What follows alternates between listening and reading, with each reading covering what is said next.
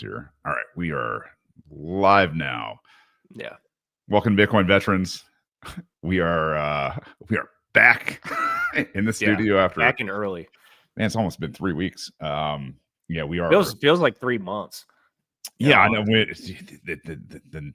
The time cycle, not being able to talk to your boys, doing this kind of stuff once a week, it's a lot.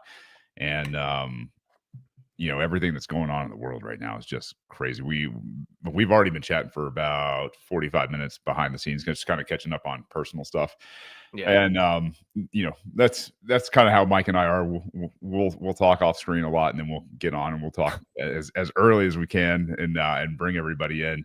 We've got Colonel Tim Kirk coming in later, but we decided, because we haven't done this in a couple weeks, that we'd get on a little bit early. We're already talking about stuff that we want to talk about on the pod, and we're just like, we're just gonna go live. Like, fuck it, we'll do it live. Like, why are we gonna wait and suck all the energy out of the conversation? Yeah, some blows into the other. Forgive us while we share links to the show. You can actually go do the same if you got groups and everything out there, and you're on X, especially because the old YouTube doesn't give us any sort of highlight. Go out there and share it on X, share it with your friends and your groups and all that fun stuff. We're going to do the same. We're going to bring Colonel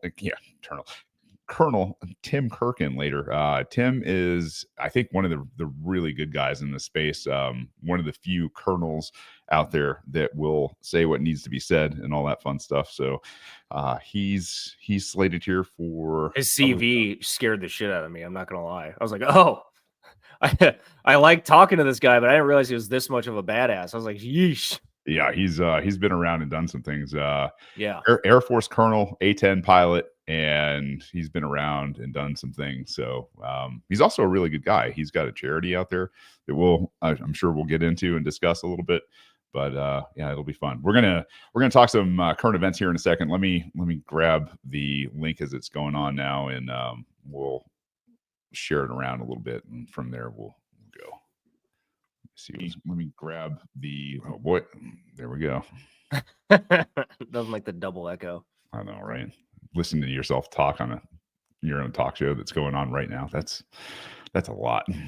Yeah.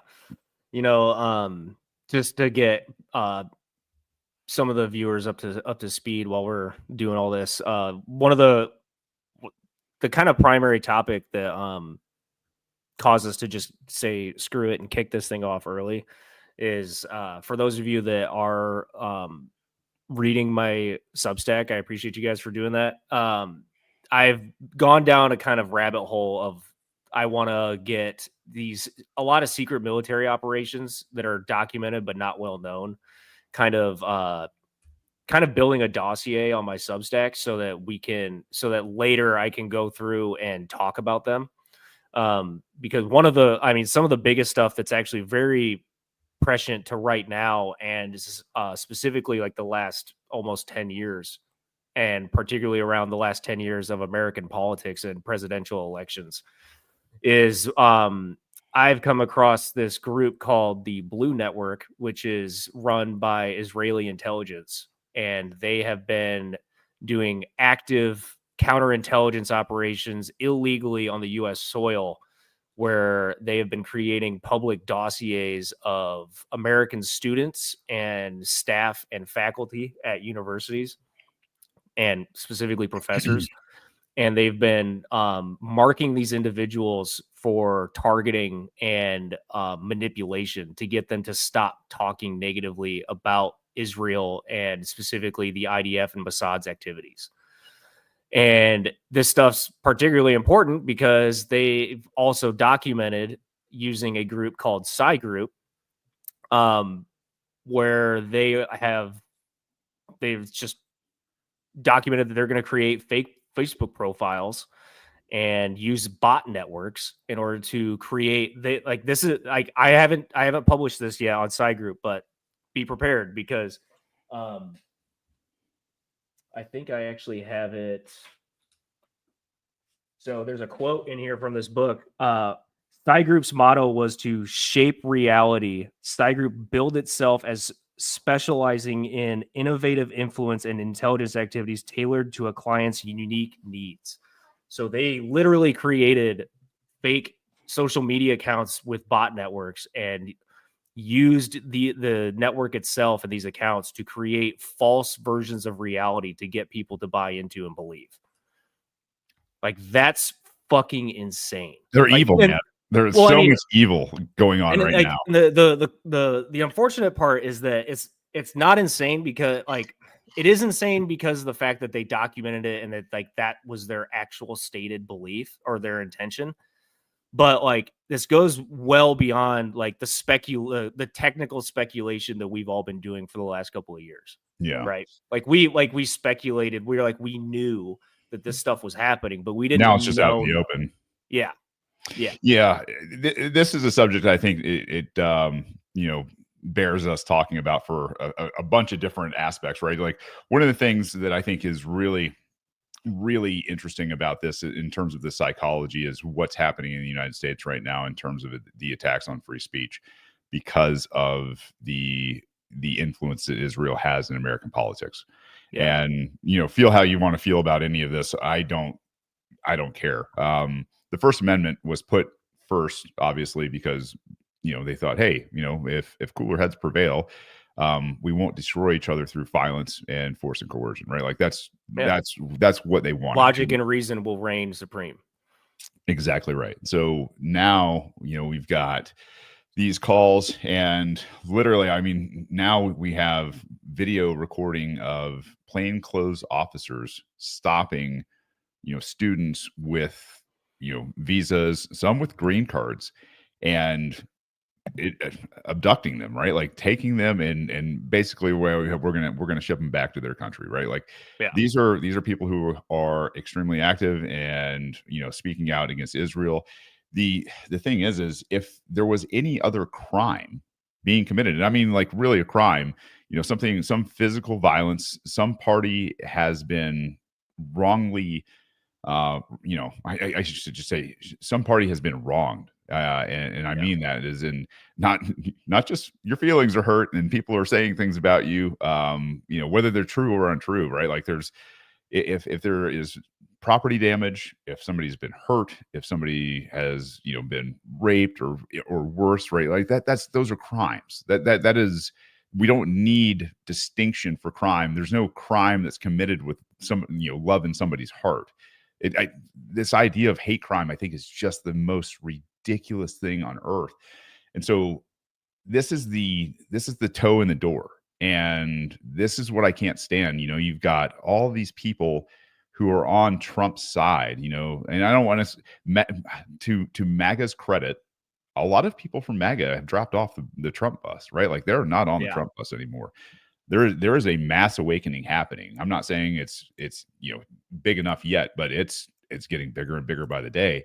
But this piece where they are singling out college students for speaking out, I think this is kind of the, oh well, we're going to take the crazy guys' guns first. Like it's just the crazy guys. It's just the inmates. It's just these guys who have been convicted of crimes in the past. Right, like this is the slippery slope that they'll use to pry the door open and then finally kick it in. Mm-hmm. This guy, Randy Fine, who just got reported that he has won his seat down in Florida again, came out this week. I should play this video. Let me pull it up real quick. Go for it. But this is the world that I am not involved in, so this is all new information for me. Yeah, let me share this. He's smoking a Cuban in that picture. That looks like a fat blunt. I'm not gonna lie. It does. That's why I chose it. I was like, man, this is actually a really cool picture. You guys can see it in a little bit, but this is Randy Fine talking about 5-year prison sentences for distributing quote unquote hate and anti-Israel flyers. Are you freaking kidding me, dude? Check this out. Holding people accountable without violating their free speech. Sure. And again, I would remind you that there's no First Amendment right to conduct. There's a First Amendment right to speech. And the things that we're targeting in the bill are not speech. Again, if someone wants to stand across the street from my house and wave a sign on the sidewalk, they have every right to do that. And this bill won't have anything to do with that. But when it veers into conduct, and so the way we're going to approach this is through a hate crime kicker. So if you graffiti a building, it is a crime now. But if your motivation is hate, it will be a third-degree felony. You will spend 5 years in prison. If you want to litter, it's a crime right now. But if you litter and if your motivation is a hate crime, it will be a third-degree felony. You will spend 5 years in jail. It is a crime right now to hang banners. Uh-oh. For obvious reasons, we don't want to distract drivers. But if you do that and you have a hate crime, a hate motivation, it will be a third-degree felony. You will spend 5 years in jail. How optimistic are you? 5 years? I guarantee the bill will pass. Dude, that's crazy, man. This guy just won his seat, and the Republicans. This is what I can't stand. You know, the Republicans are now doing the same thing that the people on the other side of the aisle, and even the right side of the aisle, right? It's the same thing. It's like every time this thing rolls around, it's the MO is so tired. We're going to use this kicker, is what he says, hate speech. This did not exist, right? Like, you know, Jackson, and I should say Jefferson and George Washington and Franklin and the rest of the founders, they were into hate speech. They did not like the British, right? This country hated the fact that they were paying a 2% tax on tea, for God's sakes. They hated it to the point where they crossed a river in the middle of the night on Christmas and shot these guys in the face. And we're supposed to believe that, you know, there is some exception now because of this fat fuck who down in Florida, who is obviously compromised. And I imagine, you know, he's a little good goy that's been out there probably touching kids or is on film doing something he shouldn't have done. And now he's got to pull all the water for these guys to say that this now, you know, if it's littering, but, you know, hey, by the way, it's littering and you got hate in your heart because, you know, littering and 5 years in jail for littering, 5 years in jail for, you know, possibly, you know, for graffiti. Like, what if they catch a kid who, you know, doesn't know anything? Okay, that's a hate crime, kid. You know, or let me do you one better. We have had recorded instances with proof where Jews are literally going around painting swastikas with spray paint on buildings to incite more attention to quote unquote anti-Semitism. And so are we going to give those guys 5 years as well? It's basically a black flag op. Exactly right, man. This, you know, when you look at these false flags that have gotten us into situation after situation, when we spent 20 years in the Middle East because of false flags. Yep. I've got a quote from that little research book too that is actually related to this. Okay, so this is a quote from the book, and there's also going to be a quote inside it. So just be prepared. So the key was turning thousands of Americans into clandestine Israel agents to spy on and carry out the operations against their fellow citizens. Quote, "We are a different government working on foreign soil, and we have to be very, very cautious," she said. She that they are referring to was her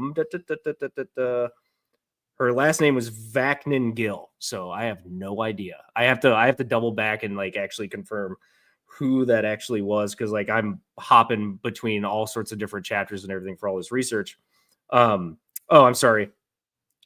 The Israeli American Council General Vaknin Gill. That's Vaknin Gill, Gil. She also said, in order to win, we must use tricks and craftiness. So like they're literally turning the American people, and they're relying on the Americans that are American Jewish, their ties to Israel. This is why I want to document all this stuff, because this is also what China is doing. because China, like, so Israel and China are both using their home mainland ties to turn their people that are inside the US into their own spies so that they can bring that information back to Israel or whatever. It's actually, I mean, it's pretty intelligent. Like, I can't say that we wouldn't do it either, just because that's how like combat works. But like this, like, people need to understand that this stuff is real, and it is pun intended. I like what you did there. Yeah. But people need to understand that this stuff's real. It's not just like a couple of like a bunch of paranoid veterans are talking about stuff that normal people only get exposure to in Hollywood. It's like, it's in Hollywood because it's real. And by the way, my research is going to take me like the first, on an earlier part of the book actually details significant ties from Israel of manipulating Hollywood, like actors like Robert De Niro and films like Mr. and Mrs. Smith. Hollywood is full of these guys. I think in order for your star to rise, so to speak, like you have to be you have to be this, and that's the thing. You have to toe the line. Yeah.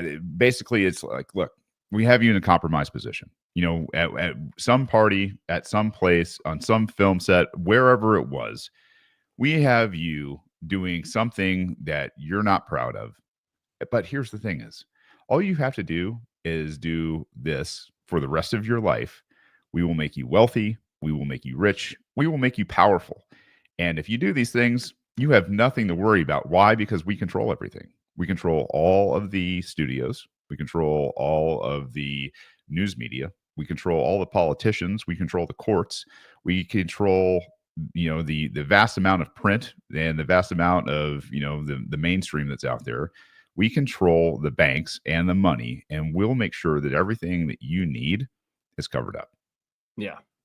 And like, and people also need to know, it's like when you and I say they control all these aspects, it's speaking a little bit in hyperbole, because like when we're talking about intelligence operations don't get their objectives accomplished necessarily by controlling everything. They maintain control over specific leverage points, so that they get minimum effective dose. So they get the most out of the least amount of effort and resources that they need in order to get what they need done. Right. And then there's obviously the chilling effect where, if you don't play by our rules, then, you may have an accident. And when people have accidents in those circles, people notice. It's like, dude, did you see what they did to so-and-so? Do you see what they did to, I don't know, Paul Walker? Did you see what they did to?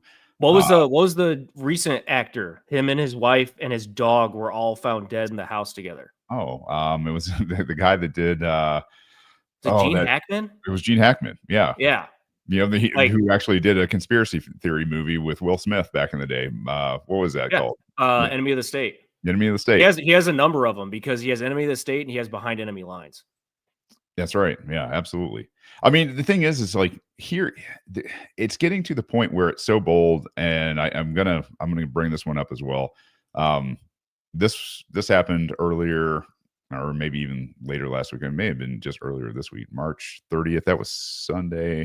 It was printed. Let me back this thing up and just give you the rabbi in his own words here. Anti-Semitism is not just an age-old prejudice. It is a contemporary crisis manifesting on campuses across the nation. All right. I just have to pause this. It's a crisis, right? It's a crisis for who? It's not a crisis for me and you. It's not a crisis for, the people of even, a shade of, brown in their pigment. It's not a shade for people of Asia. This is not a problem for most of Europe, for God's sakes. This is a problem for about 2% of the American population, about 0.2% of the world population. A crisis for these guys. And it's, I need to let him go on. Let's also state like a fact here as well that's also in the research that I intend to include. They're using anti-Semitism as a bulwark to protect themselves. Sure, of course. Because like it's like you and I, like I don't care if you're Jewish. Like, you could practice your faith all you want. Yep. It's the activities that Israel is doing, and they are hiding behind the ostracization of anti-Semitism. It's like in high school, the bully that keeps like poking and prodding everybody, but then once somebody decides to react and like push back, they're like, whoa, man, like, what are you doing? Like, you don't need to be doing that. It's like, you don't need to be saying all this anti-Semitic stuff. It's Right. Well, like, and no, here's like, the thing is- no. You don't get to do all this shit and mess around with all this stuff. And then you're going to hide behind your faith as a shield. Like, no, you're a piece of shit. We're going to hunt you down. Well, and notice how this is their name for everybody else. Just like they have the goy and goyim, right? Like when Yeah. you look at when you look into the Talmud and you understand what goy and goyim is, that like you're animals, you're subhuman, you're not on the level. Everybody's equal, but there are some people who are more equal, right? And that's how they refer to everybody. So now all the goyim who are noticing what's going on, it's anti-Semitic to bring up facts. It's anti-Semitic to talk about the USS Liberty. It's anti-Semitic to talk about how much and what kind of preposterous odds that they occupy such high-level positions throughout everything, like in terms of monopolies, right? So if that is their name for us, it's not like we're, people are going around. When's the last time you called somebody a kike, Mike? Never. Never. I don't think I've ever called Right? anybody that. Like derogatory slurs, like I will call Irish mix all the time because they're in my family, and Krauts because I'm German, right? It's like or Polish Polacks. Yeah, right. Like, but the thing is none of us care. None of us care.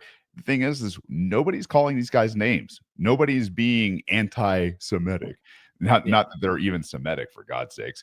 But let this rabbi finish here, because what he says will clarify, because they speak in blurred language.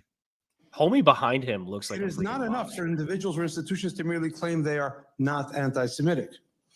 As my father once taught me, it is not enough for people, especially public figures, to be neutral or not be anti-Semitic. One must be anti-Semitic. Get the fuck out of here. Which means you must be pro-Jew and pro-Israel. You can't above all else. You can't not be, is what he's saying. You can't not be pro-Israel and pro-Jew. Yeah. That is the wildest thing and the most arrogant thing somebody could say. Is like, man, maybe I've got my own thing going on. Maybe I don't subscribe to what you guys do. Maybe imagine if the Pope said that. You have to be you have to be anti-Christian or anti-Catholic. Right. You have to be pro-Catholic. Yeah, like nobody in the world would take that as a good thing. No. But Israel gets away with it. Just because they're Jewish. So let's hear what he has to continue saying. But like the fact that he's going before Congress and saying that you public figures, I'm giving you a message right now, as people who are very powerful in the black hats who whisper in very powerful people's ears. Let me tell you, on a national stage, he could tell all of these people these things, and I'm sure they have been telling them these things behind closed doors. Now they're coming out and saying it before Congress, and I guarantee you they want this stage to say this. We must demand the same of our universities and government institutions. This hearing, in my opinion, is an attempt to be just that, anti-Semitic. Pro-Israel. He specifically said the university thing because of the operations I just talked about, like Canary Mission, like through Psy Group, because they're targeting the universities and they're using that as the example. It's like, we've been effectively doing this in the universities. We need the government to mirror our effect. That's like right. No talking bad about Israelis' activities. And like the other thing too is like, dude, this is like one of my favorite books ever as far as research goes, because it also documents like Benjamin Netanyahu's rise. That dude is one of the most corrupt individuals. I mean, I've also not done a whole lot of research into politicians in general, but this dude's like CV, there's not a single aspect of his resume and his rise to power that is legitimate, that was done without corrupt corrupt activities and manipulation and blackmail and everything else. Yeah, I'm not. I mean, and I think that's most of these people. I think most of Yeah. these people are so compromised, and that's why they're in the positions they're in because Well, and that includes our people too. yeah, 100. Absolutely. The reason the Epstein files haven't come out yet is because they don't go after people who are on the Epstein files, right? Like that is now, it's been 3 months in already, and between Pam Bondi and Kash Patel, we have 0 arrests from the Epstein list. Meanwhile, they're going after what local law enforcement can do in terms of the Tesla dealerships and all that. Like that's their claim to fame. And maybe we'll get into this later with the Colonel a little bit, but the amount of propaganda that's coming out of this administration on X, whether it's Pete Hegseth, whether it is Pam Bondi, Kash Patel, was it not Gabby? DNI. Talking about Gabbard? You're not talking about Gabbard, are you? Yeah, Gabbard. Okay. Tulsi Gabbard. These Gabby is close. Yeah, her and then Christy Nome. Like those people, those people are highlighted. They have professional makeup artists, they have professional film crews. They're out there doing these things to, I think, gin up the law enforcement base, right? Is like, what did they campaign on? They're like, hey, we're going to close down a bunch of these bureaus and agencies and all that. Now, Kash is out there saying these are the finest people in the world at the FBI, and Tulsi's doing the same thing with, the intelligence networks that she has. Christy Nome's doing it with, Homeland Security, which is trash, by the way, minus Border Patrol, which looks like it's actually doing its job again. Besides just the Texas Border Patrol. Yeah, and I think that's more or less the guy that's in charge of the CBP, and that's is that Homan? Yeah, Homan. Yeah, that guy's somebody that I would not want to have. I would not want to be in his sights at all. No, he actually thinks he looks like he means business, and he's that bull, right? He's got one target and one mission, and there's nobody that's going to get in that guy's way. But everything else, man, it just looks like such a psyop. And what that means to me is like, look out, American people, because if these guys are ginning up, and trying to repair the image and the trust of these institutions with the badges and the guns, then what that means is they're about to try to use them. And to me, that is one of the biggest red flags, and possibly, what you said earlier, black flags, the false flags that we're looking at, man. That's actually a really good point, because I hadn't really stopped to think about that, but I agree. They are trying to make it seem like in the first, what are we in the first? We're almost in April. Mm-hmm. We're now in April. So the first 90 days, we're supposed to believe that in the first 90 days, they've completely rebuilt these departments and they're good now. Yeah, they're fine. Don't worry about it. You guys have rooted out all this stuff. And then they've also been very publicly embarrassed of trying to say that they got the Epstein files or the JFK files. They're on our desk. They're going to come out in phases. Hey, look, we gave them some trapper keepers. Yeah, no. What? Oh, well, we Pam Bondi's office, saying that they were shocked that they didn't get all of the intel. It's really? You guys are trying to tell me that you've dealt with criminal activity, that you are, and Kash Patel has gone on the Sean Ryan podcast talking about how he understands intel. You guys thought that a network that we all speculate we know is corrupt all the way through the judicial and executive branches. You thought that they were just going to fork over everything. What's up, Humble? You thought that they were actually going to fork over everything and give everything that we want just because you guys demanded it or asked? Right. I guarantee that there are terabytes of files and evidence that have just been permanently destroyed that we will never find. Yeah, you just dump it. That's the thing is as soon as you get it, you dump it into the public so that the public can do what the public does and open source, decode, and go through everything that is out there.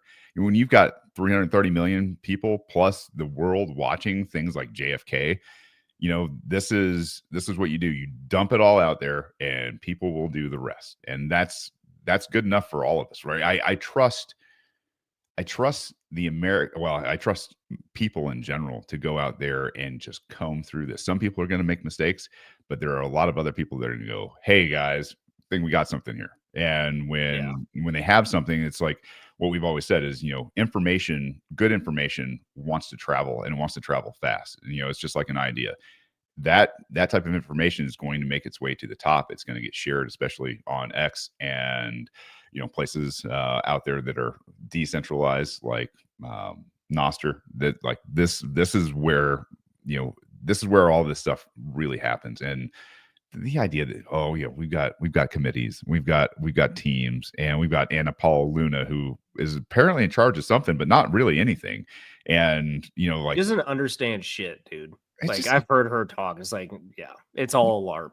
It's all, exactly. It's all LARP. These people, they can't run away from what it is. And where I was getting to, I think, is we're just kind of that point right now where I think more and more and more people are just seeing through, like, man, both of them. It's Democrats, it's Republicans. I'm out of MAGA. I'm not doing this shit anymore. We shouldn't be sending our boys to die overseas. We've got, Trump, who's threatening Iran, for God's sakes. Like, they've been toting this idea that, Iran's going to have, a nuclear bomb since the 70s. And they use that MO over and over and over again. They used it when I was, a fresh 20-something-year-old in the Marine Corps, and like, like they might be next, right? Like, we can't let those guys get the bomb. Yeah. But no, man, like, what are you talking about? Like, why has the U.S. got any interest in Iran at all? Iran doesn't want to attack America. Iran wants nothing to do with us. If they do have any desire to attack America, it's because we're fucking around in their backyard. Yeah. Well, I mean, Operation Ajax in 1949, when we removed Mossadegh, the first CIA action was to remove Mossadegh, for God's sakes, which was a democratically elected guy. He wasn't a great guy, but most heads of state aren't. Like, I'll give him that, right? Yeah. I don't think Mossadegh had pulled off international outrage in terms of killing tons and tons of his neighbors' civilians population, bombing hospitals and civilian camps and all that kind of stuff. I don't think he ever did that. I don't think he ever invaded any other countries, for God's sakes. And the CIA ousted him, and ever since the Middle East, and especially Iran, has been in turmoil, and a lot of that's induced by what we're doing at the behest of the Israelis, because that is their biggest threat. And if you look at it through that lens, everything that the American forces have done on their own, without Israelis ever showing up to the fight to fight their enemies in their backyard, becomes clear as day. Is they don't want to sacrifice themselves. They don't want to go out and fight, quote unquote, their enemies. They want the American juggernaut to do it. And it reminds me for the world of the movie Dune, like 100%. You've got the Emperor and the Emperor's people, who, let's just call them Israel. And then you've got the Sardaukar, which are the Americans, right? The Americans are the blade of Israel, and they have gone in and wrecked the Middle East, which is a desert, the dunes for the spice, because everything operates off of oil, right? And that oil resource, and opium, right, man. And we've surrounded a crucial city, or I should say a crucial country over there, that has a ton of oil. It's got a population, I think, of somewhere around 90 million people, for God's sakes. And man, I tell you what, that's not a country you want to mess with. That's a long, disastrous war, and there aren't going to be any winners in that. It's just going to be attrition, and decides, basically who's left. Yeah, and I talked with a mutual friend of ours, I think a week or two ago, that I think that there's a possibility. Yeah, magnetic pole shift 2028. Well, that magnetic pole shift is going to happen right at the climax of all this chaos. So it'll just it'll be insane. But right. One thing that I've been weighing is a couple things I've been weighing with this move of getting the JFK files and talking about Epstein in a very public manner, because both of the interesting thing is, like, if you dig into the JFK files enough, for those that haven't, you start to find, again, Israeli influence on getting JFK knocked out. And then there's obviously an Israeli influence in the Epstein files.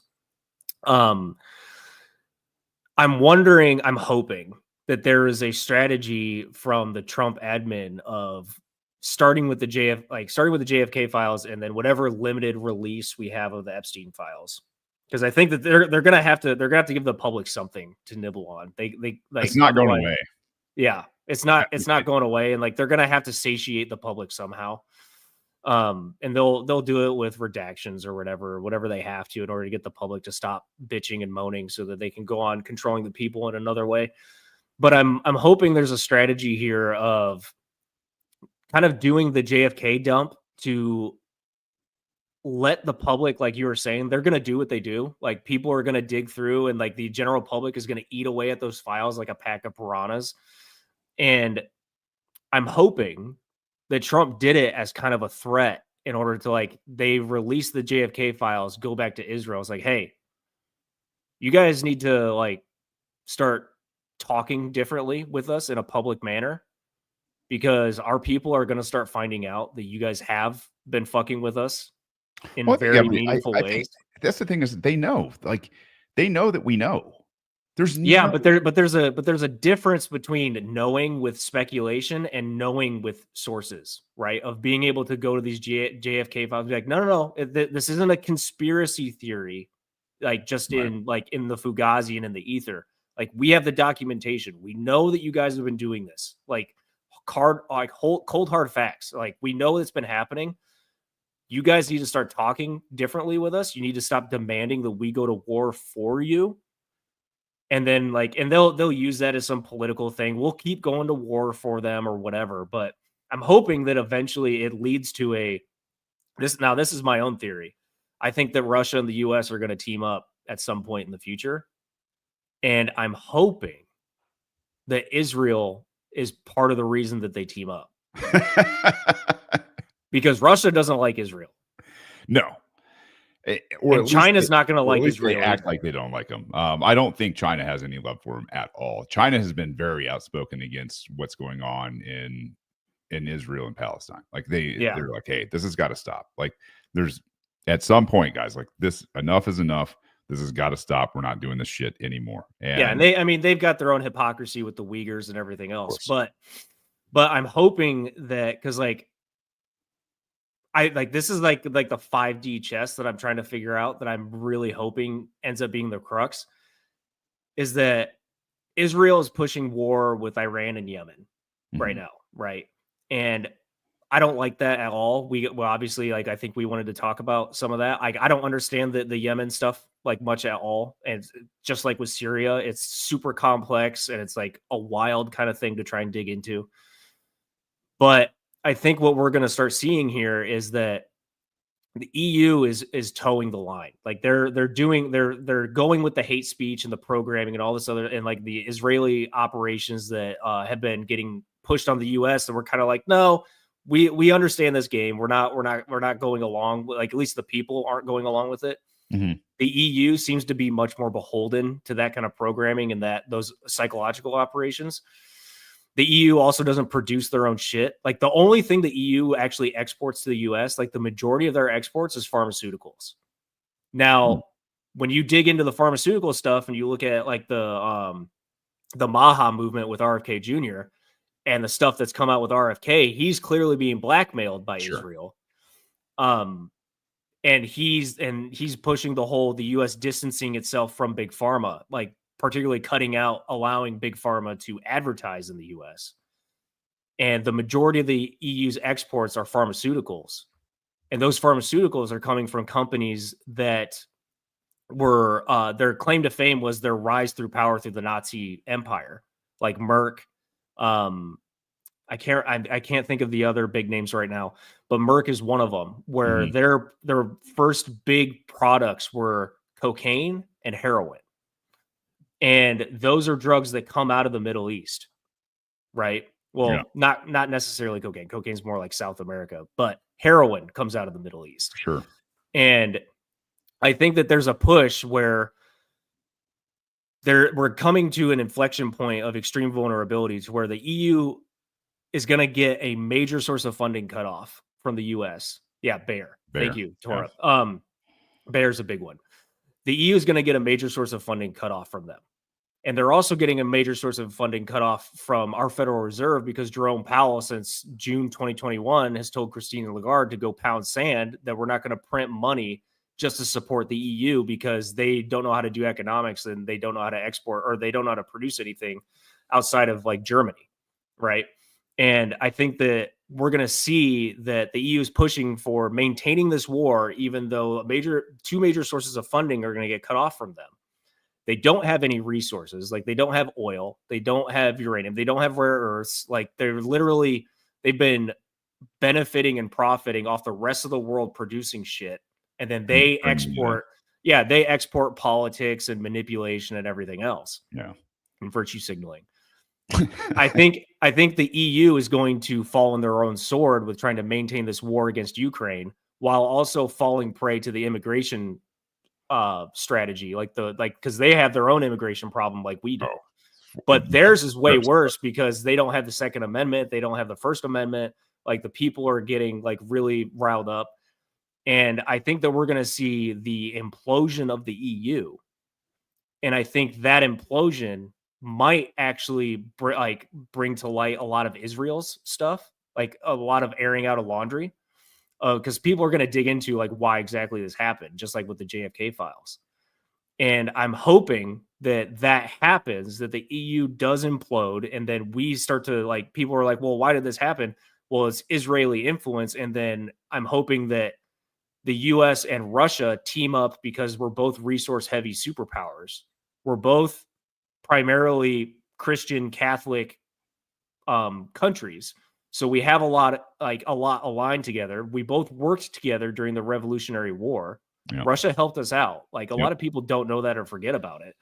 Russia's helped us out a lot, but we've still made them the demon, mostly because of the Soviet Union really ruined a lot of that. And then I think that there's a possibility we team up because we're both resource heavy. We both can command a significant portion of the world's oil and gold reserves, because Russia doesn't get along with China. And we're going to want to make sure that Russia and China don't get along, because then that would be a unification of the entire Asian continent. And we can't have that. Yeah. Right. So like, I think it's kind of like a long rant, but I think this is like, that's kind of like the 5D chess that we're going to start watching play out over the next 5, 10, 15 years.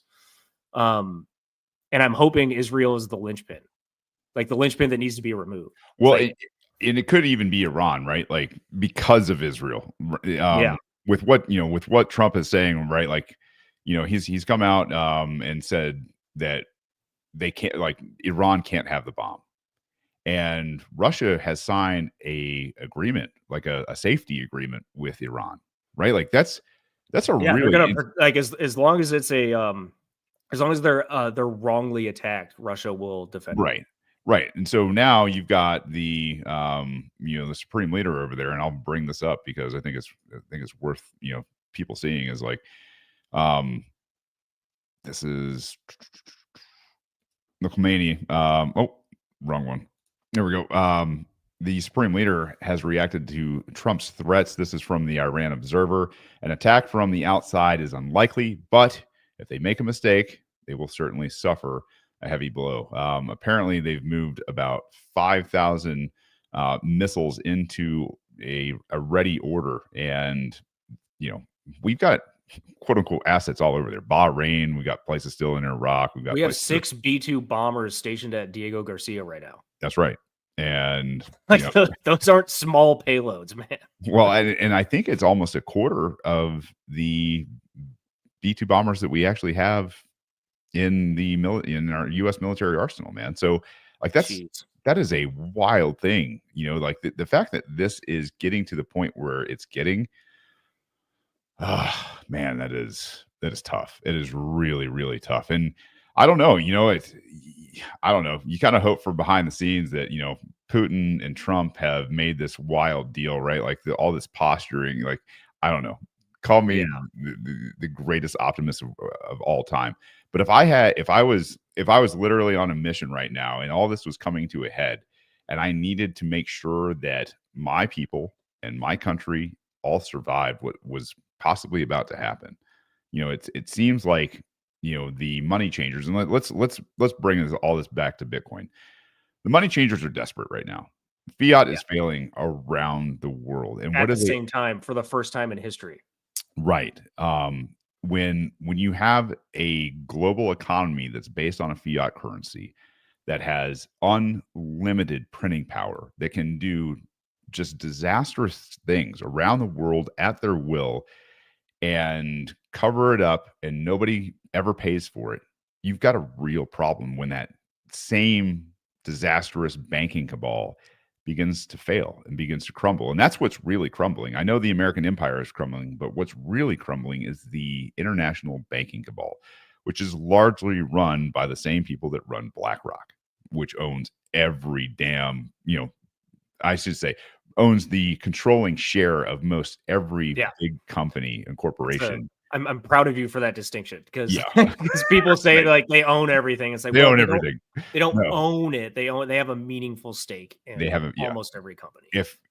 They're the people who can raise the funds. So if you have a collapsing banking cabal, and what they need to do is take the notice off of them, what they're doing right now is perfect. They are literally pitting the world against each other like they have always done, where millions and millions of people, especially young men, young Christian white dudes, are going to pay. And I'm not just singling them out, but I'm going to tell you, throughout history, if you look at the Bolshevik Revolution, if you look at World War II, if you look at the American Revolution, if you look at all these things that we've done in terms of fighting wars, that is overwhelmingly the greatest share of all of those deaths. That's who's dying. It's not in any like 6 million Jews in the Holocaust. No, It's particularly principled young white men too. It is guys who are like, not on my watch, not my property, not my family. This is not going to happen. We're going to get together and we're going to fight back. That's why Bitcoin is so important. And that's why I think we do what we do, and we understand what this asset is. This asset stops this in the future. Not totally, but on the scale that has been able to happen over the past millennia at minimum. This heavily curtails that. And for me to be a part of this mission, to where we are taking the orange coin and delivering it to people and helping people understand like what this is and how it works and how we get better at doing this and securing the future, so that this kind of stuff can never happen again. Like, we are up against the wall right now, man. And boy, I'll tell you what, that's a war that breaks out only benefits those people at the very, very top who know where those wars are going to be, how to avoid them, and how to protect their assets. And that's why you're seeing such, like right now, you're seeing a surge in gold. Like, I think you put up something, maybe even a good transition into this right here. Where is it? Man, I had it up earlier. Because what you're getting at is, like, while they're doing all this, is the major superpowers of the world are trying to bring they're reshoring all of their gold reserves so that we can figure out the next world order. That's it. Economic world order specifically, right? Because the economic world order will be able to command the military world order. And like, people need to be patently aware of that. Yeah. Because the unfortunate thing is they're going to do it. Whoever's going to have the most reserves of these resources is going to be the one that has the influencing power over. We all know the central bank digital currencies are coming. And Trump can say that, like Trump's tried to say that, and the Federal Reserve trying to say that they're not going to be behind it, but they are. Like, they're going to be behind a central bank digital currency, because every country is going to see the power of it. There's going to be no way that they're going to like not engage in it. It's going to be a very cleverly worded, strategized, built system. And I tend to think Tom Luongo is correct. I think that we're going to build a central bank digital currency that's going to mirror China's economic policy or economic system of having an internal dollar for within the states of the United States. Then we're going to have an external dollar for the rest of the world for international trade. Just like China. Yeah, and I'm betting the basis for that external international dollar is going to be Tether. Oh, they're trying like crazy to do it, man. They're spending billions and billions of dollars that they've created out of thin air to do it. Yeah. And I saw that part of my notifications for the day when I woke up was Circle applied for an IPO.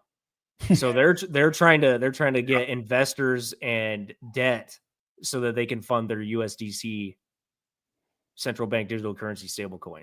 Don't fall for it, people. It's Mount Stupid on steroids. Like, you're going to climb it, and it is going to be a rough fall because it's not going to last. If you don't understand this, there's some great books out there that you can start to go understand. And I'm going to plug my buddy Safadine Moose. Safadine is one of the greatest voices out there in the Bitcoin space on Israel right now. And for that, on top of the fact that he's written a couple of really amazing books, and I mean a couple, like the guy's fairly prolific.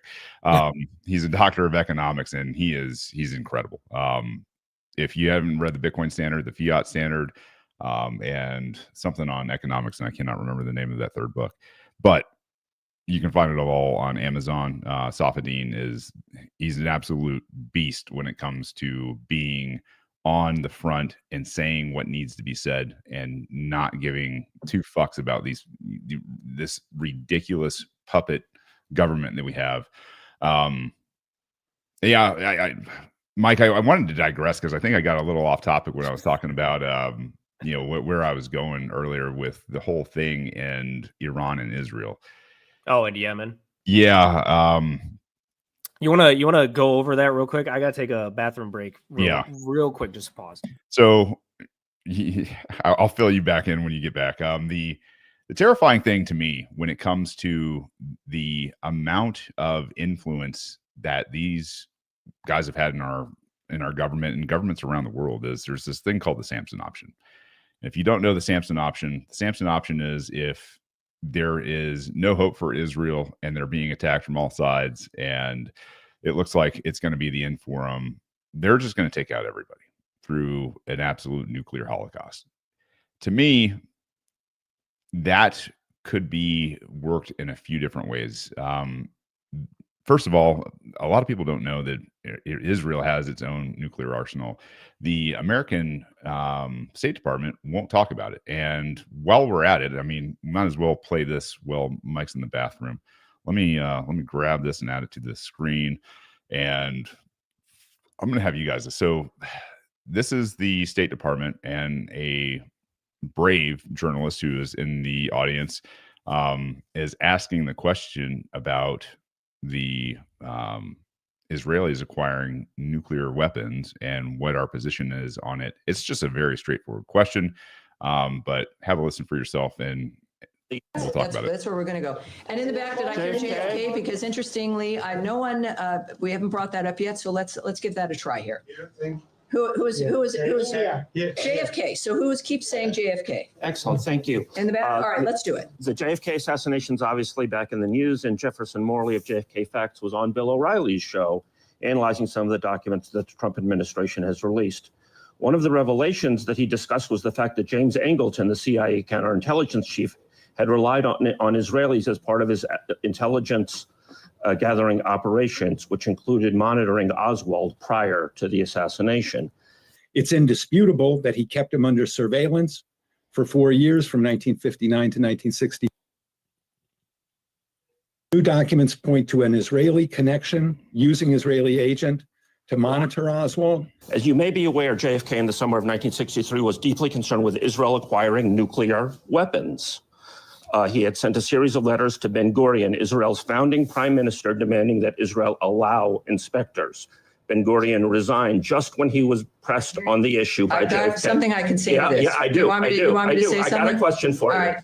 Israel continued stalling the inspections, and JFK was, of course, assassinated in November. Every president since has adopted Israel's policy of refusing to acknowledge the existence of Israel's nuclear arsenal. My question to you is, will this administration finally do so? Boy, we went from JFK and then to now Israel's will you nuclear acknowledge arsenal. Israel has nuclear weapons? I understand. Here's what I will tell you about the JFK files. is I'm not there's asking about about 80, the JFK excuse me, files. sir. Yeah, please. Thank you. About 80,000 pages of unredacted records related to the Kennedy assassination are currently being released, and I think that they've finished at this point by order of President Trump. We know that also, as I'd been asked before, if there was any other material anywhere, this is it. This is all the material. It's out, and again, unredacted, and so that's good news.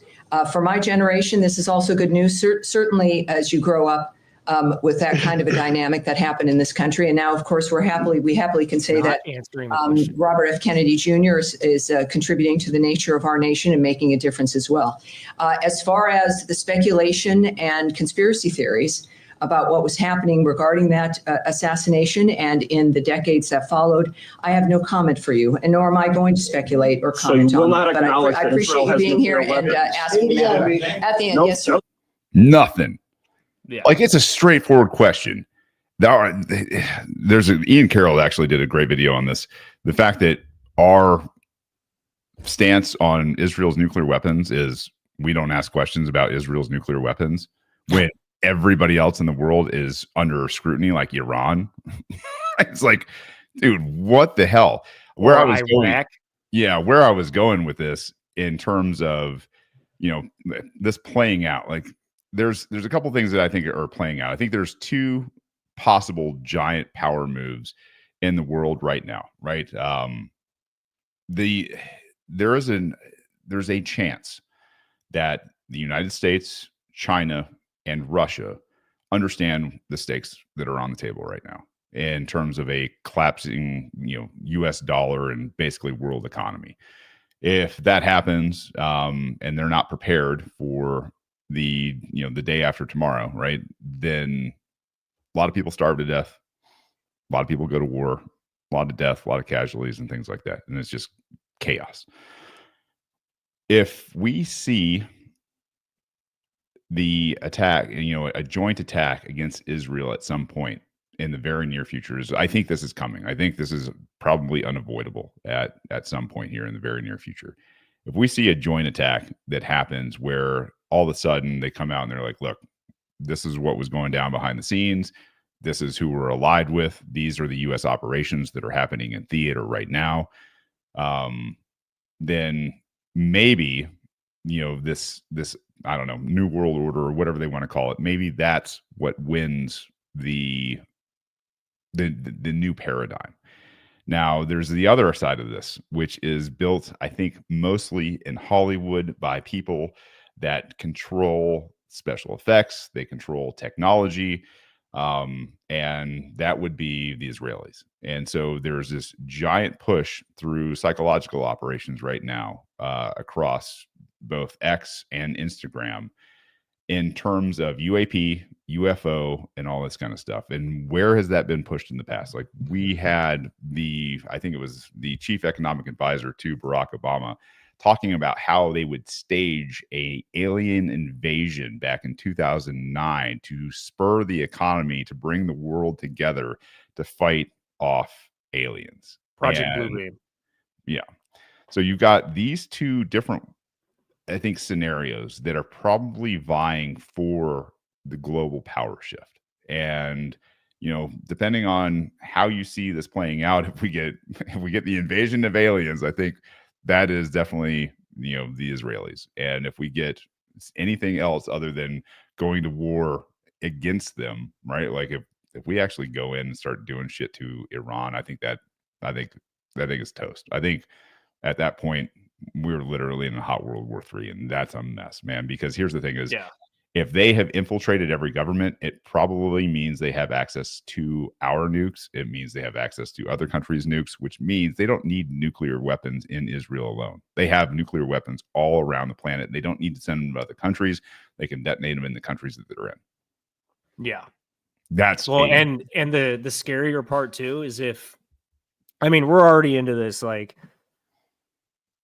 rabbit hole of conspiracy theories, so we might as well just keep talking about why not shit. For those, like, if you guys haven't like come across like the parapsychology aspect of all this stuff, like the remote viewing activities by the CIA, I recommend you guys go on Amazon and watch Third Eye Spies.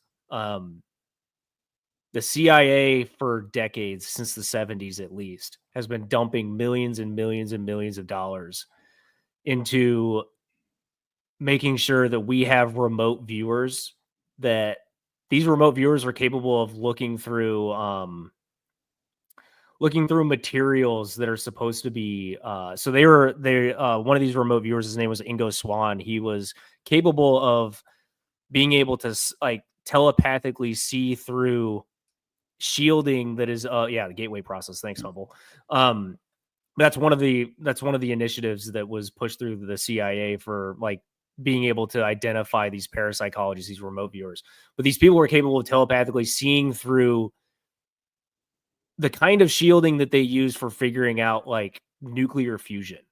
Right. Like, because you can't, like, if you're going to test that kind of that level of physics, you can't have electromagnetic waves of any kind manipulating the photons and the atoms in order to be able to identify that you can actually control this stuff.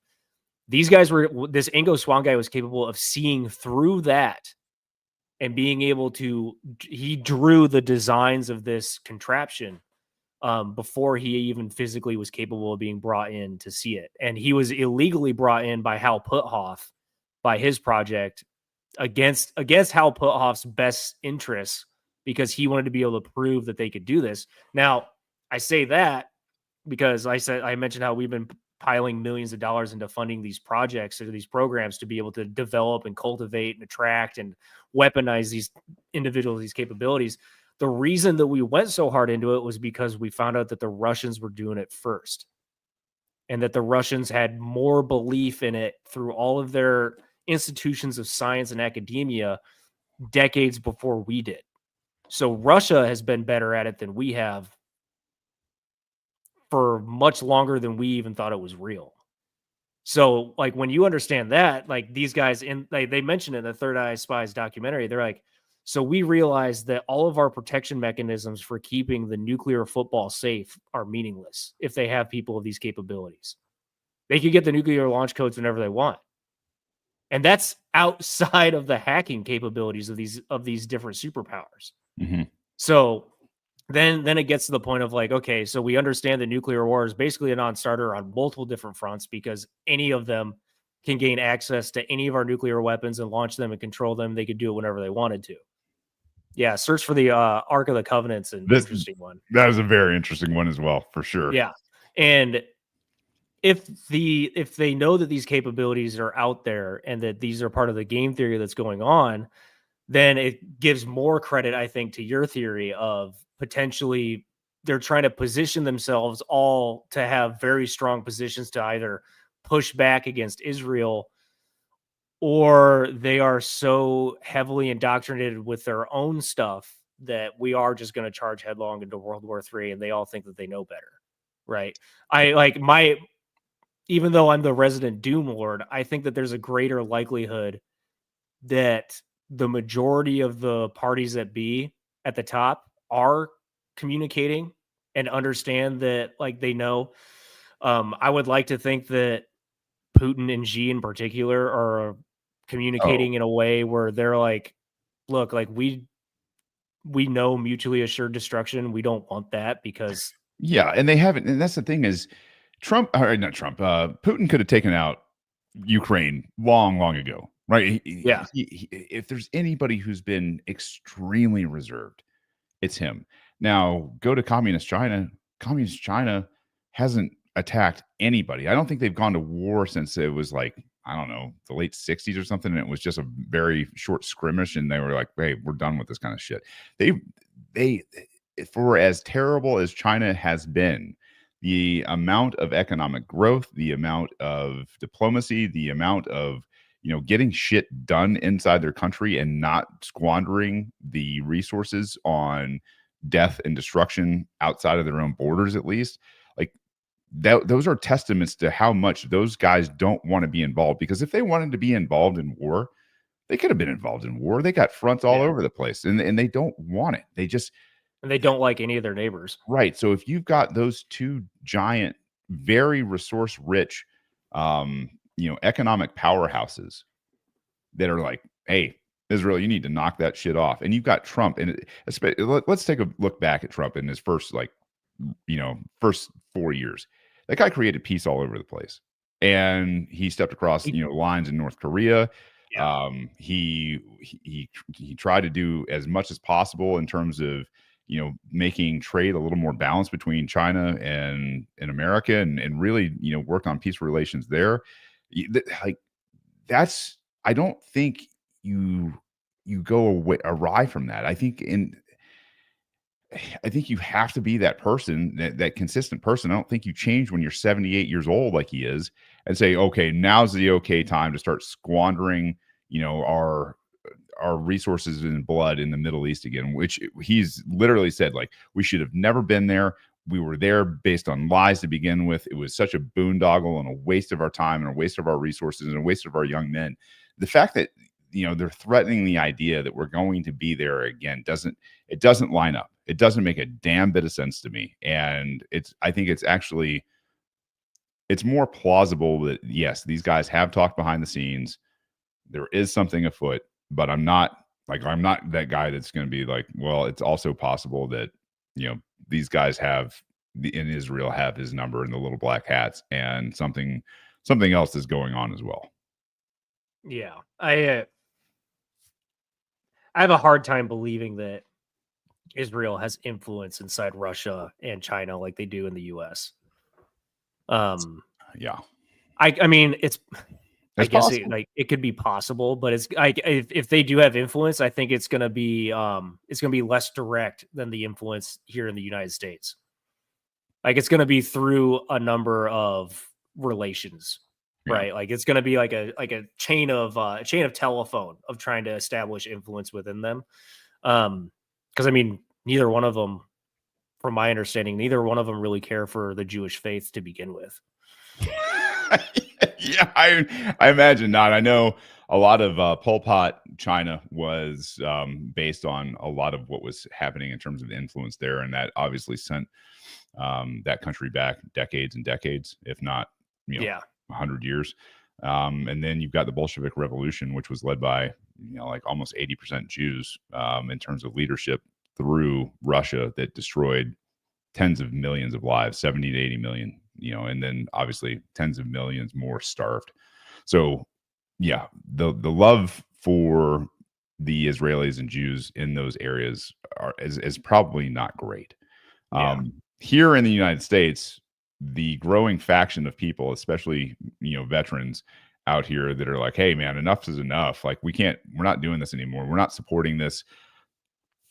I'm done paying taxes. And this idea that, we're going to send more of our boys over there, like, dude, no, like this kind of shit has got to stop. It almost like, I also can't help but think, and it looks like Tim might have run into like some scheduling difficulties or something like that. So I'm going to assume that he's not going to be joining us at this point, and we're on a great conversation anyway. So I don't really know what to, but I'm also like, I can't also, because like the hard part, I mean, this is the hard part about intelligence and like super power level geopolitics, is that you can't ignore like the intelligence strategy to it all. Like, I can't help but also hope that the public kind of like posturing around Yemen and Iran is also to see what, like, to take a temperature gauge on what the U.S. population's willingness for war is. Yeah, it's zero.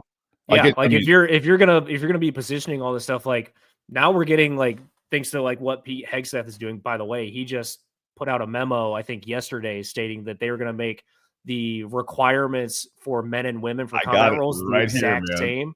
Like, that's a freaking win. Let's wrap the doom and gloom up real quick and talk about Pete Hegseth for a second, because there are a couple things that we need to hit on. Okay. Yeah. The thing I was going to say is that, like, with a lot of these things happening, like the fact that Pete Hegseth is turning the military around and we're seeing like the best recruiting numbers we've seen in a long time. And there's still not a desire, there's not a bloodthirst by the U.S. population. There's no interest to get involved in Iran and Yemen. I'm wondering if it isn't like a kind of like we're pushing our assets there to like signal to the population that this is a possibility, to draw out their reaction of like, no, like we don't want this. Like I want to start seeing like generals or admirals or colonels start speaking up, being like, Yep. we don't need to be making this misstep, because like if you guys have dug into the Cold War and the Cuban Missile Crisis enough, there was the Russian submarine captain is one of the reasons why like the actual Third World War didn't kick off during the Cold War, because he was given an order to launch a warhead against the US and he said no. Like those are the people that we have to rely upon to not carry this stuff out and actually trigger this crap. Like these, whether they're Israelis or the Rockefellers or the Rothschilds, are trying to actually push the world into this level of chaos. Right. I don't disagree with you. And I think here's the thing is, if you're out there and you're in the sound of our voice, you need to be those people. Get on X and give them hell. Absolute hell. Under no condition is there any war with Iran. Like nobody from Iran tried to assassinate the president. I don't think that actually happened. And by the way, I'm going to put this out there for anybody. If you're a gun bunny and you've shot targets that are on timers and they twist in cardboard, if you've shot enough rounds and you've seen one of those rounds catch a target sideways, that from a 5.56 is going to rip that target damn near in half. I mean, it's just going to go zip right through it. The fact that the president still has a fucking ear top just doesn't make any sense to me, because if you were to get a puncture in an ear, it would have to come at almost 90 degrees to the head. And what happened when that thing went whizzing by his ear the way it did, man, there's no way on earth that thing didn't take more ear with it. Like it just what specifically took his ear, like what cut his ear, was actually the wake of the air being displaced from the round passing by him. Possibly the round, or we're dealing with people who literally staged everything, covered him up, and put a little something in a packet to where he could grab it and then hold his ear. And now we've got at least the appearance of blood. Yeah, I mean, I don't give a whole lot of credit to that theory, but it is possible. It's very possible. Anyway, I just, boy, I hope we're right, Mike. I hope that our wildest hopes are right, and there is something afoot where, as this whole damn thing collapses, the good guys are starting to move that way. And let's talk about Pete Hegseth. Is Pete Hegseth a good guy? I don't know, but I sure as hell like he's not a saint. We'll say that. No, and none of us are. But I will say I do like this. Hey everybody, Pete Hegseth here. We're about to land in Washington, D.C. on our way back from Japan, where we've been meeting with the troops, talking to allies and partners, reestablishing deterrence in the Indo-Pacific. It's Sunday, but of course we're still working. I want to show you one thing. It's a new memorandum that's coming out today on combat arms standards. You see, for far too long, we allowed standards to slip, and different standards for men and women and combat arms MOSs and jobs. That's not acceptable. We need to have the same standard, male or female, in our combat roles to ensure our men and women who are under our leaders or in those formations have the best possible leaders and the highest possible standards that are not based at all on your sex, if you're a man or a woman. So we're signing this, I'm signing this memorandum today. The services will review, and soon we will have nothing but the highest and equal standards for men and women in combat. Not bad, Pete Hegseth. Not bad, man. Like now we need to start pushing that across all the MOSs. That's what I said, man. I was like, I totally agree. Like now this needs to be every MOS. And it's because here's the reason. You want equality? Great. Here's equality. Here's our mission. It's lethality. That's our mission. That's always been our mission. That will always be our mission. It's not the kinder, cuter, more cuddly, more homosexual, more transgender bullshit that we've been doing in the past. Sorry. No, we've got a real job to do here. And that means if things go down, we need badasses, right? We need the guys with fucking neck tattoos to knuckle tattoos. We need the guys that have been downrange and done some shit and know, anything and everything there is, the tips and tricks of the trade to make sure that you and your guys come out on top. This is great.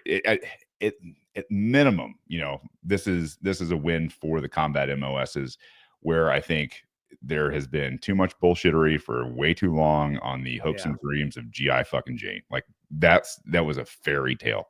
That kind of stuff doesn't happen. Girls don't do 20 pull-ups. Girls don't run 15-minute 3 miles. They don't carry 120 pounds on their back for, hours and hours and hours. And they definitely don't hang out with guys in those situations and don't get pregnant.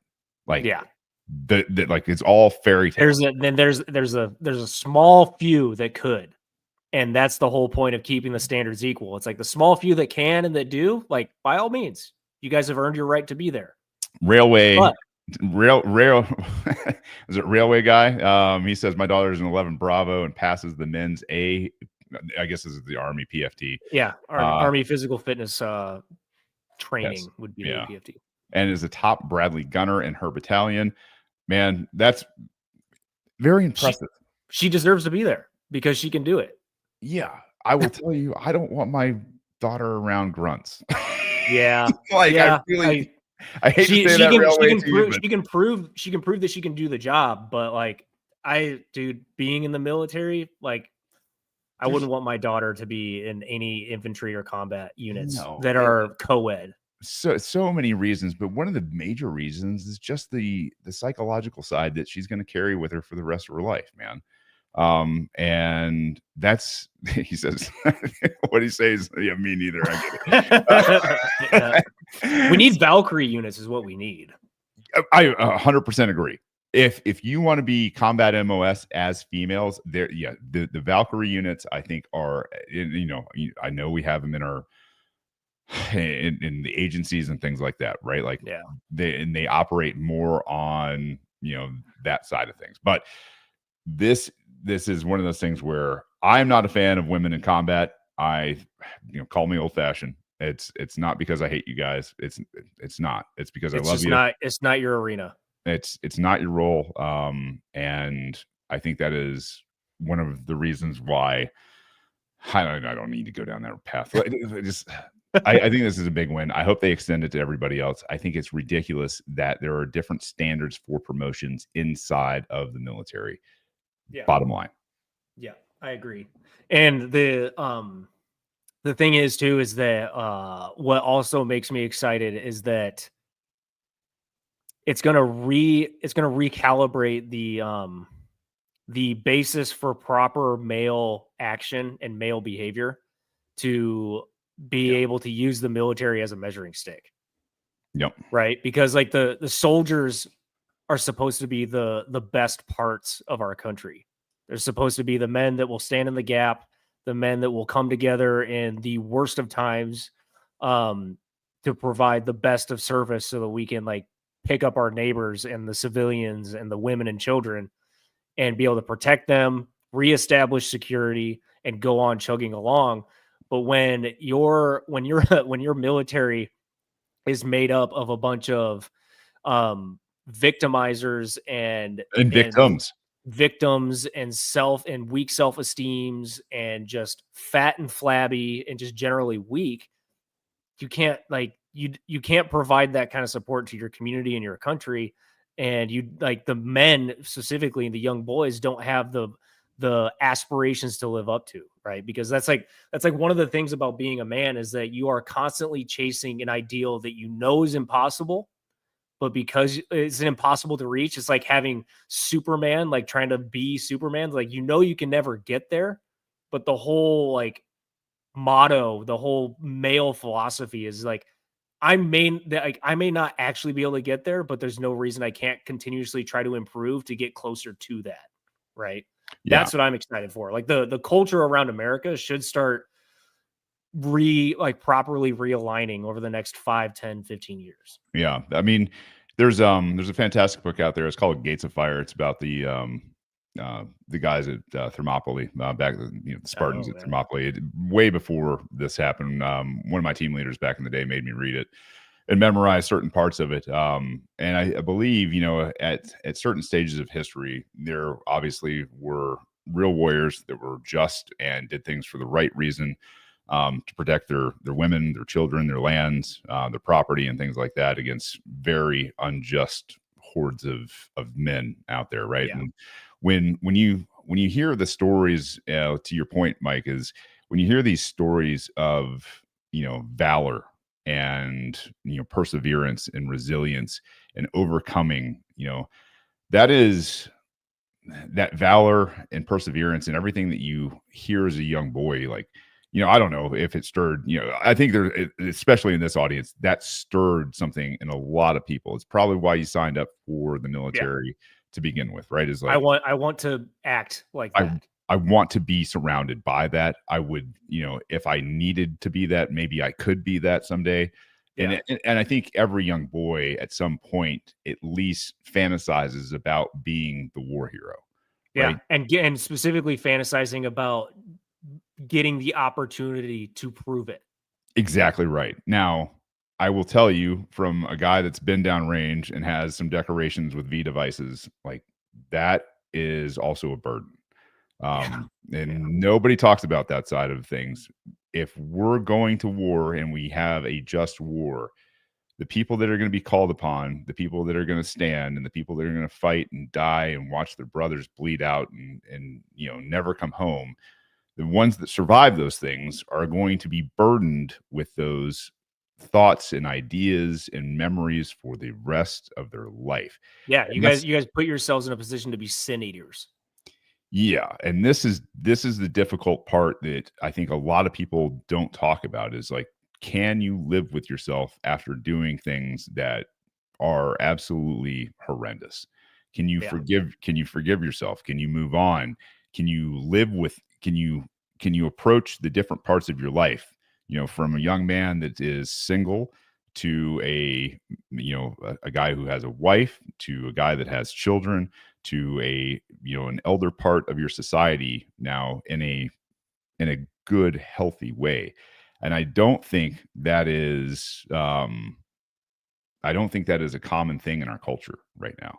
And I don't think we're set up as a culture to help guys transfer into that side of things. It's another thing that we try to do here at Bitcoin Veterans, is help people understand that side of it, and push through that. But what is going to be asked of these guys, I think, in the very near future, and I think that's why you see Pete Hegseth making the rounds the way he is, man. This guy is asking, a bunch of people at Annapolis, in the Army, at the Citadel, at and scroll back up to that first video. Like, look at the kids that he's surrounded by. They're kids. They do not look like warriors at all. And like I'm not just saying that because like their age, but there's a difference in what our youngest soldiers look like and carry themselves now versus back during World War II. I'm sorry, but the soldiers in that video, they don't look like young men. They look like kids. Yeah. I don't think that they're mentally ready to handle those kinds of atrocities that they would be expected to be a part of. No, it's all fun and games. I got to throw a football with Pete Hegseth. Let me follow this guy in a battle. Right. And to Pete's credit, right? Like, Pete was in the infantry. He was he was an Army officer. He saw combat. He's got a combat badge. He doesn't have any V devices. He's got 2 Bronze Stars. I've done my research on Hegseth. He's got 2 Bronze Stars, which means he probably wrote himself up for 2 Bronze Stars. Yeah. On top of what he did. So kind of gimmies. Yeah, I don't know about that, right? Like, I'm not sure you deserve a Bronze Star for leading an infantry unit. Like, that's okay. I don't know what the Army equivalent to a Navy Achievement Medal is, but I think that's more along the lines of where that belongs. Now, in terms of, a combat badge, a combat badge a long time ago could have meant, when people were trying to get them, like, you got shot at and you didn't return fire, or maybe it was just kind of harassment fire. It wasn't actually a direct engagement. So, I don't know Pete Hegseth. He seems like he's going out and trying to get the approval and build trust and be this rock star of a DOD, SecDef. But yeah, and in that on that side of it, he's doing it. He's getting all these guys I think, ready for maybe the fight of their lives. And that the point that you're making is that we're going to find out what the real intention was in the next probably 2 years, because they're not going to do it in the last year of the presidency. No, they're not. They're gonna print a bunch of money. Why Bitcoin is important. Save your funds, right? And at the same time, they're going to use that on the war machine in one shape, way or another, because they don't know anything else. This is the most tired MO. We know the MO. We know what's going to happen, and this is really trying to fix things before things get really crazy. Yeah. So basically, we have 18 months to find out like what the push is for fixing the recruiting problem and making all these rounds to kind of muster up the. That's what he's doing, is he's mustering. That's right. The units by going around and getting them rallied up. I really hope it's not Iran, because like if you guys watching, if you haven't read Eomar's kind of like breakdown of Iran on his Substack, Eomar's one of our primary guys that's been joining us on Spaces and carrying the conversation. Very good. His breakdown of Iran is like it's very impressive, because like when you specifically how he talks about the topography or the landscape, Iran's not a place where you want to have war at all. Very mountainous, especially very mountainous, and it's like dry. If you guys have studied war, you don't go to war against a mountainous people. Really, ever. It doesn't work. You leave them, you let them have their mountains. You don't mess with them unless you absolutely have to. That's why the Taliban is $20 billion richer in equipment and supplies and everything else after 20 plus years of the American forces being there, is because they kick our ass. Besides us feeding them $80 million, what is it, a week or a month? Yeah, on top of it. Yeah, it's why the fishing culture has never been defeated. It's why it's where empires go to die, is what they say. Yeah. Iran will be a special place where somebody goes to die. Like it is. Vast desert mountains, man. That is unholy territory for an outsider. I don't even tell you right now, like that is the last place any American ever needs to go bleed a drop of blood. Yeah. And like the unfortunate thing I was going to add to that too is that like our military, we try to wrap it up as like, because of all of our technology, we can fight and win any and every war everywhere. It's like not when it comes to mountains. Nope, we can't. No. And that's the thing, is going to war over there would be like going to war in the Appalachian Mountains.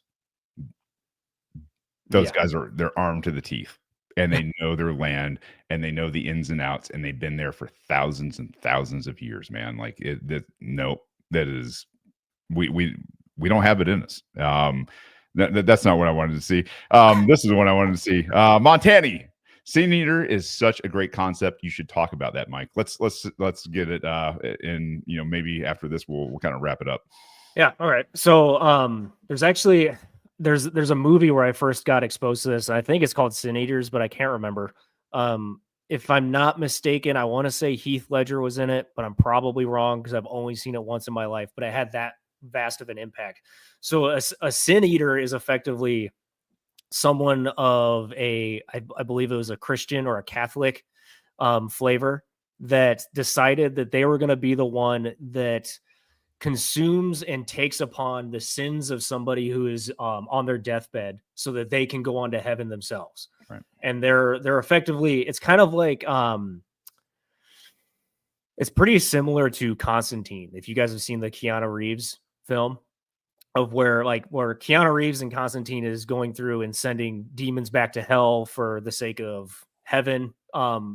Sin Eaters are going around and taking upon the sins of the individual so that they can embody all these sins and keep those sins under control and own them, so that other people can go through their death process and then ascend to heaven and be able to enjoy immortality in that next life.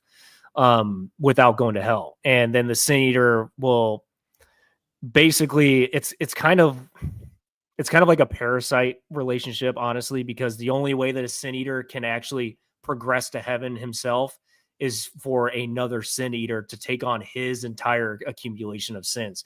So a sin eater takes on a massive risk by they die in a wrong time, unfortunately, without by taking on the risk of not being able to progress to heaven himself. Because if he were to die an untimely death or die in combat or something like that, that he knows that he could be going on to hell while he's allowing for everybody else to go on to heaven. And that's, in my opinion, that's like the proper male incarnate is right there. Like, we will take on the hells of reality so that our brothers, our women, our children can go on to heaven and experience paradise, even though we may not or likely will not be there ourselves. Beautiful. Or just hear me out. You could eat some mushrooms. Forgive yourself. Don't do this. Don't do this. I don't say this tongue in cheek, and I don't say this for everybody. And obviously there are laws and everything else. But the sin eater thing is amazing. But being able to forgive yourself, if you're one of those guys out there that needs some help, that needs some mental work, I highly encourage you to explore this area. Do a lot of research. Maybe join bitcoinveterans.org, and maybe some of our guys can kind of talk you through this kind of thing. This is not medical advice. It's not psychological advice. This is from what I've learned and what I've been able to do in my own life with this kind of stuff. If you are one of those guys that's having trouble with that kind of stuff that we talked about in the program tonight, man, turn to people. You got a whole group out there.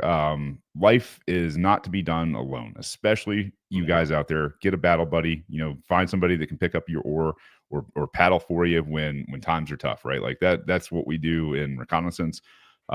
It's what I think a lot of people do inside of the military. Just because you got out doesn't mean you still don't have a brotherhood. You don't have to be part of the VFW where you go and smoke and drink and tell, ridiculous, lies. I don't think that's the healthiest culture. Yeah, I think consuming poison and reliving atrocities is not necessarily the way to do it. No, you got to get to the point where you can look past it. You can forgive yourself and you can understand what happened to lead you to those points to begin with.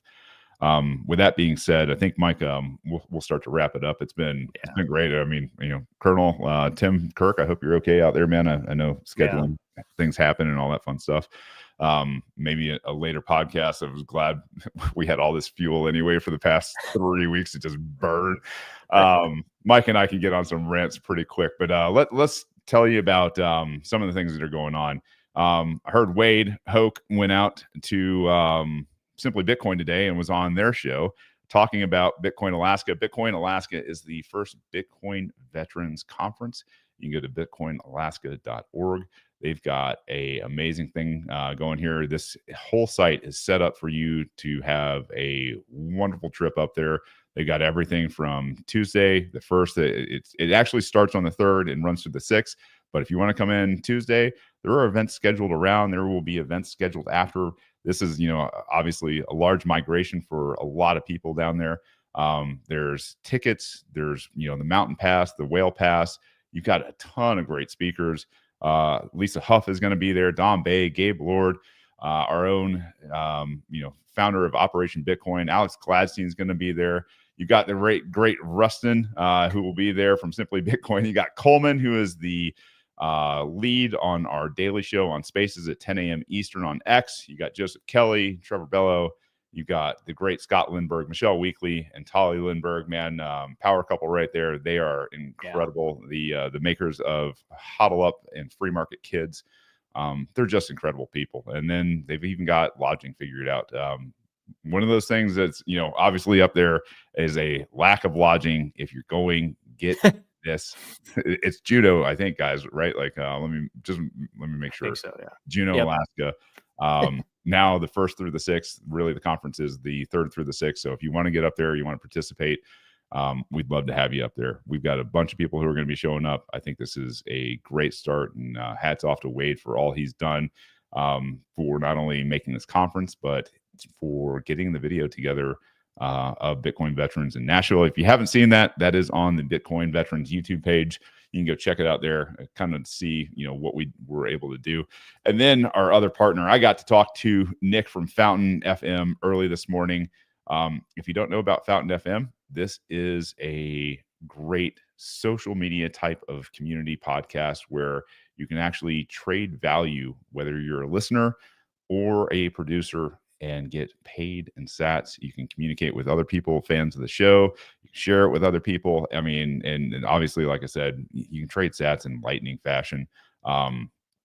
They have so much going on, and I will tell you, and I don't know if I'm even supposed to tell you this, but I'm going to tell you guys right now, like, these guys are working on a hosting platform, and I am tickled to death. I got to see behind the scenes, like, what it's going to look like and how powerful it is for people who produce and put their podcast into the world.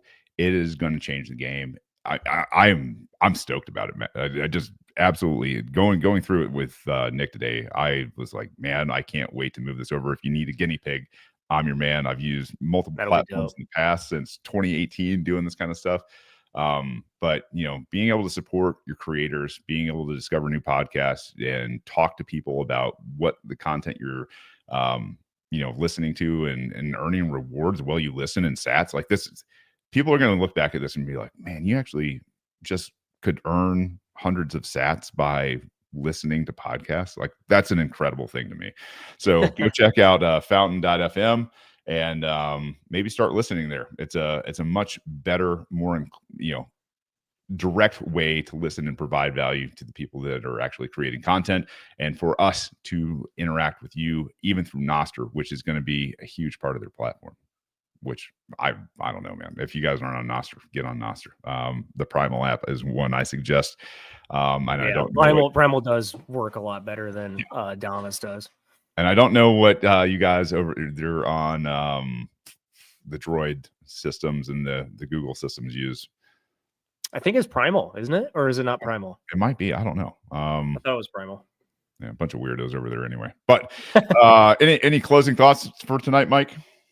No, I thought that kind of ending things with talking about the Sin Eaters and stuff like that was a good way to wrap up the whole topic, because I guess the last thing I'll say is if you have somebody in your family like I do that's young and is a male and is like kind of excited about the prospect or the fantasy of joining the armed forces, do your best to try and talk them out of it, in my opinion, because you don't want them in the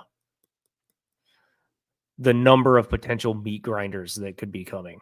You just don't want them there. And bring, like, if their main driver is to get exposure to like the philosophy and the ethics and all that stuff, send them our way. We'll talk to them. There's nothing better than being able to, as a young man, like knowing, like, if I could have had access to like the Bitcoin veteran community as a young man, been able to go to these guys and talk with them and get a lot of this stuff like figured out and developed without going through the military industrial complex, that would have been a game changer. But there just wasn't stuff like that in existence at the time. So let us do the heavy lift if we can. Yeah. Bitcoinveterans.org. If you can send them our way, if we can help talk them out of the meat grinders and being pawns for these guys, we will happily do it. We've got a whole organization of meat eaters over here that absolutely would love the chance to help them and guide them along a different path. Bitcoin needs a lot of blue collar guys, especially in the mining sector. We need more and more blue collar guys, and I'm telling you right now, this is one of those projects, this parallel economy that we're building behind the scenes in a peaceful way. This is something that you can get behind, that is everything that we were ever taught was American. This is liberty. This is freedom. This is freedom of speech. This is the right to bear arms. This is the right to private property. And this is the right to freedom of association, which is maybe one of the most American things possible. So bitcoinveterans.org, we will plug you in the chat. So you don't have to be a veteran. You can be part of the civilian community that we've got over here as well, which plays a huge part in what we do. And we'll be glad to help you. If you're new to Bitcoin, we will help you understand Bitcoin. I know we don't get into, the knickknacks of it. We don't talk about, crazy number swings. We're not that kind of podcast. We are the podcast that understands what this means culturally to everybody on this planet and what it means economically to everybody on this planet over time. This is not get rich money quick. This is long haul. You will see your life change, and then you will change lives. And that, I think, is what's important. So from all of us here at Bitcoin Veterans, thank you for everything you're doing. Thank you guys for sharing the show. Thank you guys for turning people onto this. I mean, we've got almost 500 people in the audience. We didn't even go at the right time tonight. Our guests didn't show up. We missed the last couple of weeks. Oh, yeah. One last thing. If you guys are gonna, if you guys are gonna be at a BitBlock Boom, I'll be there for the 24 hours.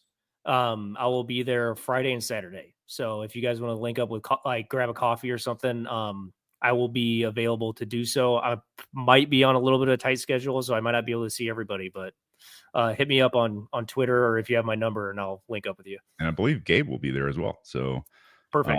Yeah, I hope you guys have a great time. I'm going to miss it this year, unfortunately, but probably see you guys at the mining summit in Austin that the Bitcoin Park guys are putting on.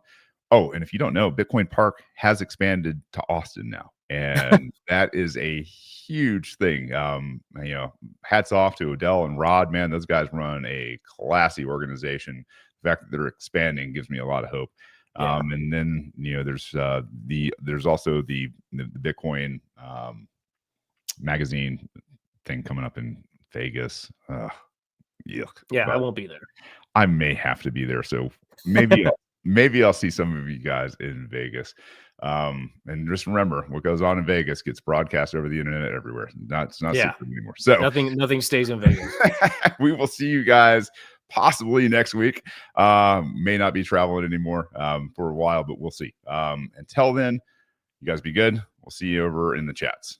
Peace.